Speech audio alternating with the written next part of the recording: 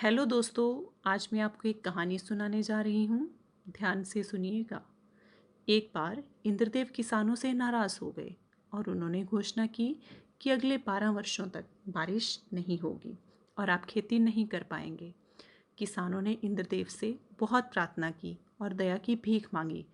तब इंद्रदेव ने कहा कि अगर भगवान शिव डमरू बजाएंगे तो बारिश ज़रूर होगी। दूसरी ओर इंद्रदेव ने सारी हकीकत भगवान शिव को बताई और 12 साल तक डमरू नहीं बजाने के लिए भगवान शिव को राज़ी कर लिया। जब किसान भगवान शिव के पास प्रार्थना करने गए तो भगवान शिव ने साफ शब्दों में कहा कि मैं 12 वर्षों के पश्चात ही डमरू बजाऊंगा। अब किसानों के पास 12 साल तक इंतज़ार करने के अलावा कोई चारा नहीं था।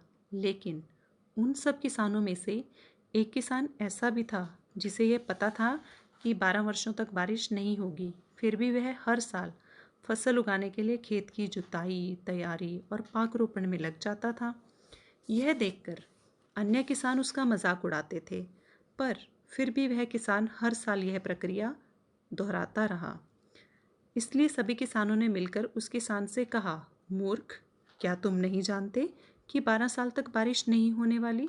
फिर क्यों तुम अपना समय और ऊर्जा व्यर्थ ही बर्बाद कर रहे हो? पता है किसान ने क्या उत्तर दिया?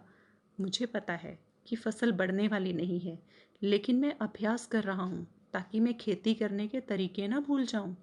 जब 12 साल बाद बारिश होगी तो मुझे ये सभी प्रक्रियाएं करनी ही पड़ेंगी। मैं इसे हर साल दोहराता रहूँगा ताकि 12 साल बाद मेरा शरीर मजबूत बना रहे और फसल अच्छी हो। किसान के इस तर्क को सुनकर माता पार्वती ने भगवान शिव के सामने उस किसान की प्रशंसा की और कहा कि 12 साल बाद कहीं आप भी डमरू बजाना भूल ना जाएं भोलेनाथ। जब भगवान शिव ने माँ पार्वती की बात सुनी और डमरू बजाते हुए कहा, देखो मैं डमरू बजाना नहीं भूला।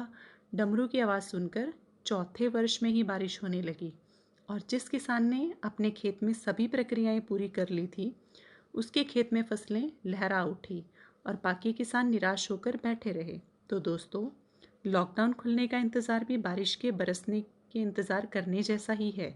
डमरू जल्दी या देर से बजेगा ज़रूर, लेकिन अगर आप उस समय तैयार नहीं रहेंगे तो परेशानी होगी। इसलिए लॉकडाउन 4 हफ्ते, 2 महीने या 1 साल में खुले, लेकिन हमें अपनी क्षमता को विकसित करने के लिए निरंतर प्रयास करते रहना होगा। हमें आगे बढ़ते जाना है और हमारे पास जो भी ज्ञान और कला है उसे और समृद्ध करना है। सुरक्षित रहिए। धन्यवाद।